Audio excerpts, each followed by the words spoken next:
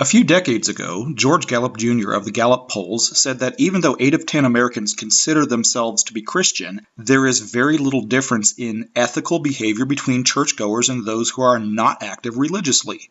The levels of lying, cheating, and stealing are remarkably similar in both groups. Now, somebody could look at that data and say that since churchgoers are blending in more with unbelievers, well, now they're like spies in the enemy camp, and now they're in a position to be more effective for Christ. But is that really how it works? And is that what Jesus wants them to be doing?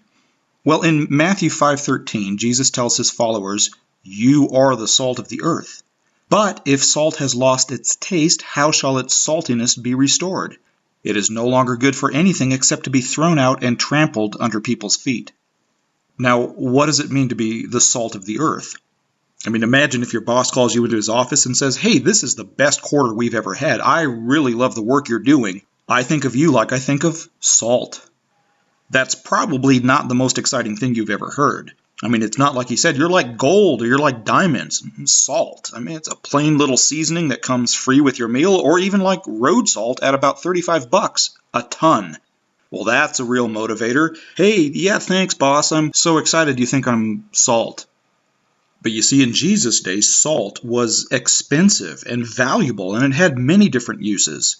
In religion, salt was used for sacrifices and for covenants. In agriculture, it was used to break down compost. In medicine, it was used to treat skin and muscle issues, and most importantly, salt was used as a food preservative, because back before refrigeration, untreated meat would spoil very quickly in the warm climate of Palestine, but meat treated with salt could last a very long time. That's how valuable salt was back then, so much so that Roman soldiers were often paid with salt. In fact, the Latin word for salt is where we get our English word salary. And that's where we get the expression, "not worth his salt," which means he's not worth all that we're paying him.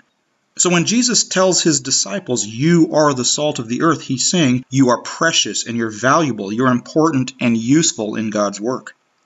But Jesus also said that being salt comes with a condition. "But if salt has lost its taste, how shall its saltiness be restored?" And we say, how is it possible for salt to lose its taste? Because as a chemical compound, salt or sodium chloride is fairly stable. You can dissolve it, you can boil it, you can spill it on the table and throw it over your shoulder, but whatever you do to it, salt stays salt. How can Jesus say salt can lose its saltiness? Well, in Jesus' day, salt wasn't the pure stuff that comes in a box from the store.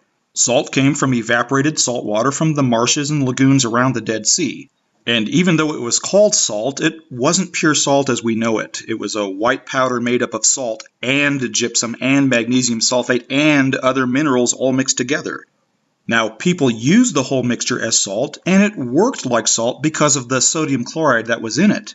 But if the real salt dissolved and it washed out, all you were left with was a white powder that looked like salt and it was still called salt, but without any of the effectiveness of real salt.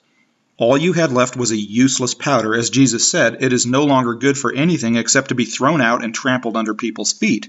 Without its distinctive salty flavor, salt had all the value of road dust.